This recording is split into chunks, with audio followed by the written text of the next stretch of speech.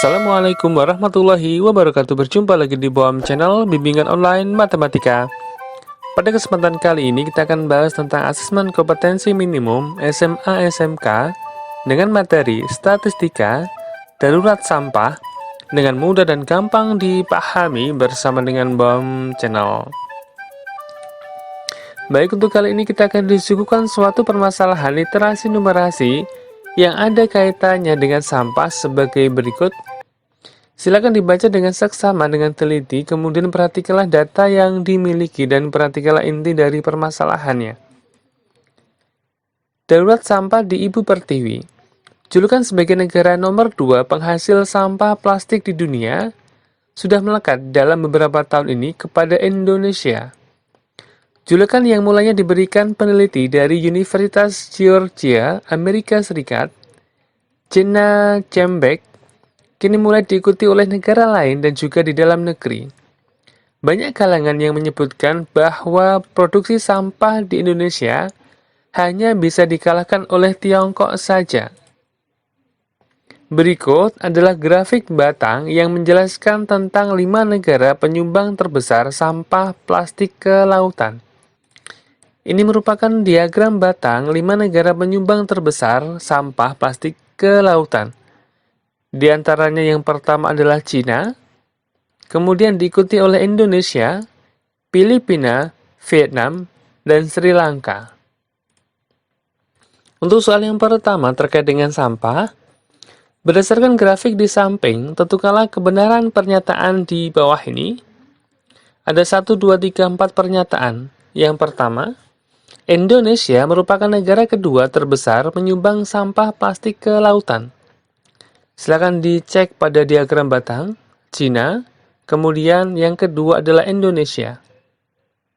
Pernyataan pertama bernilai benar. Kedua, Sri Lanka menyumbangkan 14,6 ton sampah plastik ke lautan. Kita akan cek kembali, Sri Lanka 14,6, artinya pernyataan yang kedua bernilai benar. Ketiga, Cina yang menempati posisi pertama menyumbangkan lebih dari 10 kali lipat sampah plastik ke lautan dibandingkan banyak sampah plastik yang disumbangkan oleh negara yang menempati posisi keempat. Kita akan cek kembali, Cina ini menyumbangkan lebih dari 10 kali lipat jika dibandingkan dengan yang nomor 4, 1, 2, 3, 4. Vietnam 5,59 ton jika dikalikan 10 adalah 559 ton. Artinya, pernyataan yang ketiga ini bernilai salah. Kemudian yang terakhir, banyak sampah plastik yang disumbangkan oleh Filipina hanya sepertiga banyak sampah plastik yang disumbangkan Indonesia. Kita akan cek kembali, sepertiga dari sampah Indonesia apakah dia Filipina? Sepertiga kalikan Indonesia, hasilnya adalah 62,4. Sedangkan Filipina 83,4. Artinya, pernyataan yang keempat ini bernilai salah. Berikutnya, soal yang kedua masih terkait dengan sampah. Dari data diagram batang ini, kita akan rubah ke dalam data seperti ini. Ini merupakan data 5 negara penyumbang sampah plastik ke lautan terbesar. Cina, Indonesia, Filipina, Vietnam, Sri Lanka. Data sebelah kanan dalam jutaan ton. Berdasarkan data di samping, tentukanlah kebenaran pernyataan di bawah ini. Yang pertama, Indonesia menyumbangkan 71% dari jumlah sampah plastik yang disumbangkan oleh negara penyumbang terbesar di dunia, yaitu Cina. Kita akan cross-check kembali. Kita akan bandingkan Indonesia dengan Cina. 187,2 dibagi dengan 262,9 kalikan 100%. Ternyata hasilnya adalah 71,2%. Artinya, pernyataan pertama bernilai benar. Pernyataan kedua, Jumlah seluruh sampah plastik yang disumbangkan oleh kelima negara pada grafik di atas melebihi 600 juta ton. Kita akan jumlahkan. Ternyata hasilnya adalah 604. Melebihi 600 juta ton. Artinya, pernyataan kedua bernilai benar. Pernyataan ketiga, besar simpangan antara Indonesia dan Filipina tidak lebih besar dari simpangan antara negara China dan Indonesia. Kita akan cek kembali Indonesia, Filipina, kemudian China, Indonesia. Ternyata 103,8 lebih besar dari 75,7.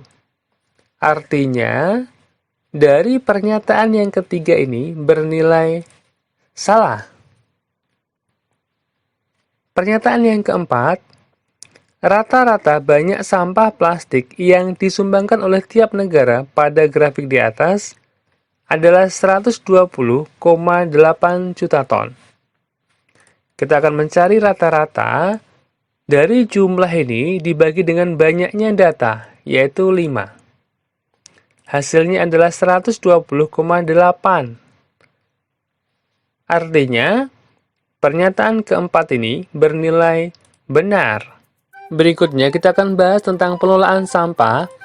Silakan dibaca dengan teliti, kemudian perhatikanlah data yang dimiliki dan perhatikanlah inti dari permasalahannya. Ada beberapa cara yang digunakan dalam pengelolaan sampah seperti TPA, pembakaran atau insinerasi, dan daur ulang. Cara pengelolaan yang umum digunakan di Indonesia adalah membawa sampah ke tempat pembuangan akhir (TPA). Sedangkan sebagian kecil didaur ulang. Berikut adalah grafik pengelolaan sampah di Indonesia. Ditimbun di TPA 69%, kemudian dikubur 10%, dikompos dan didaur ulang 7%, tidak terkelola 7%, kemudian dibakar 5%. Untuk soal yang ketiga terkait dengan pengelolaan sampah sebagai berikut. Berdasarkan grafik pengelolaan sampah di samping, tentukanlah kebenaran pernyataan berikut ini. Yang pertama, sebanyak 69% dari total sampah di Indonesia dibuang di TPA. Kita akan cek pada grafik.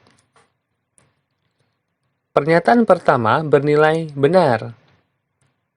Kedua, kurang dari 10% sampah dikelola dengan cara dikubur. Kita akan cross-check kembali dikubur 10%. Artinya, pernyataan yang kedua ini bernilai salah.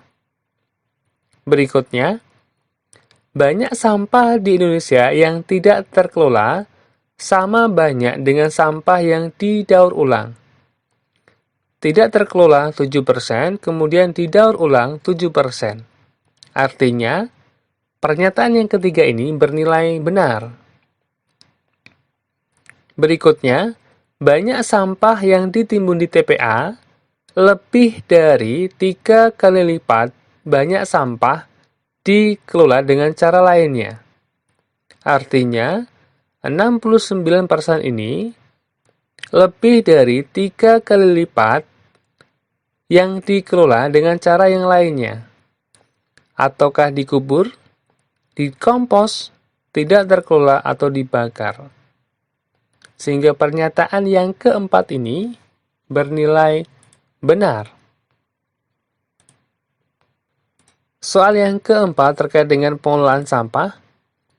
Besar jangkauan dalam grafik pengelolaan sampah adalah, perhatikan, jangkauan data terbesar dikurangi dengan data yang paling kecil, yaitu 64%, yaitu yang D. Baik, untuk soal yang kelima terkait dengan pengelolaan sampah, nilai simpangan rata-rata pada grafik pengelolaan sampah di samping akan titik-titik jika dibandingkan dengan nilai simpangan bakunya. Apakah sama, berbeda, lebih besar, lebih kecil, tidak dapat ditentukan.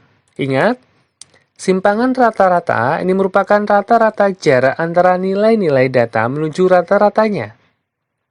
Kemudian untuk simpangan baku, ini menyatakan bagaimana sebaran data dalam sampel serta seberapa dekat titik data individu ke min atau ke rata-rata.